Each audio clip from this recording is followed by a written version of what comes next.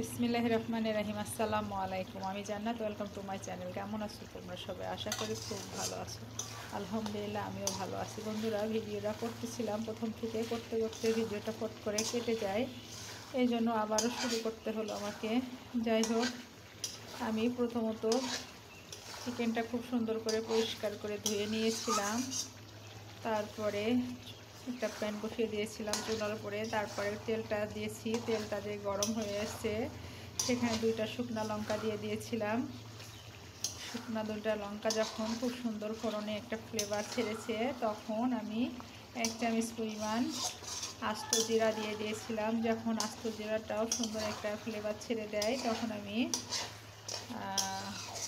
মশলাটা দিয়ে দিই। পেঁয়াজ, রসুন, আদার পেস্টটা দিয়ে দিই। দেওয়ার পরে শুকনো লঙ্কা, তারপরে গরম মশলার গুঁড়া, তারপরে হলুদের গুঁড়া, লবণ, জিরা গুঁড়া সব কিছু পরিমাণ দিয়ে ঢেকে দিয়েছিলাম 5 মিনিটের জন্য। এই যে ঢাকার পরে এখন আমি এটাকে আবারও কষাতে শুরু করেছি খুব সুন্দর করে। এখন এই মাংসটাকে দারচিনি, লবঙ্গ, এলাচ, তেজপাতা সবই দিয়ে দিয়েছিলাম তেলের পরে।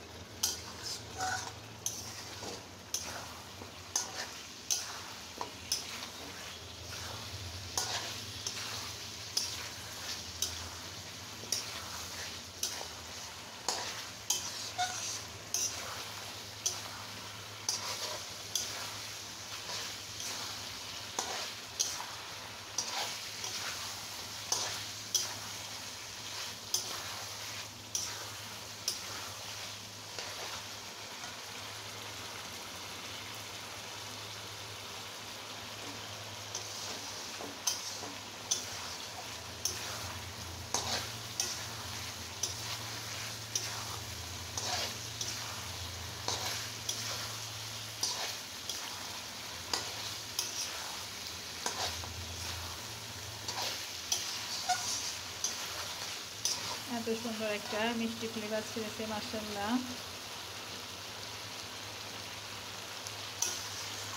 এটা এখন কষাতে কষাতে রান্নাটা যখন মশলাটা খুব সুন্দর ভাজা হবে, তেলটা ছেড়ে দেবে। অলরেডি তেলটা ছেড়েও দিয়েছে। তারপরেও আমি এখন 5 মিনিট যাবত এটাকে রান্না করবো। কেন, এই তেলের ভিতরে ছেড়ে দেওয়া তেলের ভিতরে যদি চিকেনটা রান্না করা যায়, সেই চিকেনের কিন্তু অনেক স্বাদ হয়।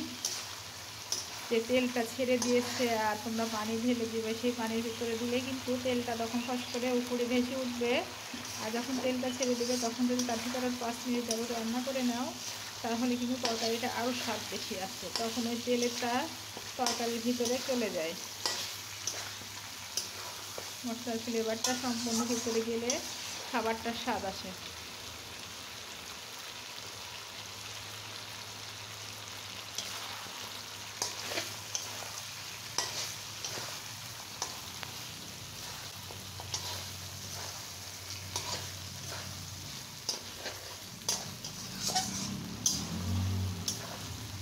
এখন এই যে কড়ার নিচে লেগেও যাচ্ছে, এখন আমাকে পানিটা দিয়ে দিতে হবে, তা না হলে আবার পোড়া পোড়া গন্ধ হতে পারে।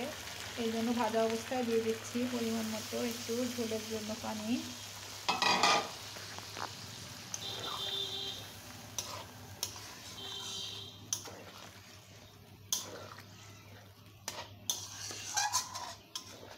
এই পর্যায়ে আমি একটু ঝোলটা চেক করে নেব যে লবণটা ঠিক আছে কিনা।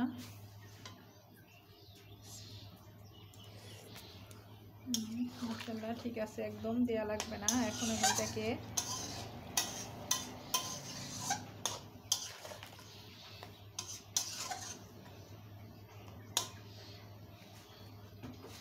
ঢেকে দিচ্ছি 5-7 মিনিটের জন্য।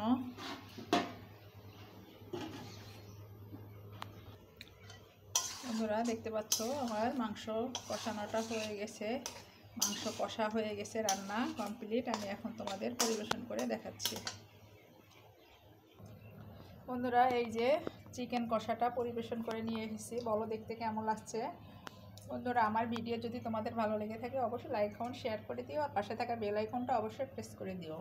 তাহলে কি হবে, যখনই নিত্য নতুন ভিডিও আপলোড করবো আমি সাথে সাথে নোটিফিকেশন চলে যাবে তোমাদের কাছে। সবাই ভালো থাকো, সুস্থ থাকো। আসসালামু আলাইকুম, আল্লাহ হাফেজ।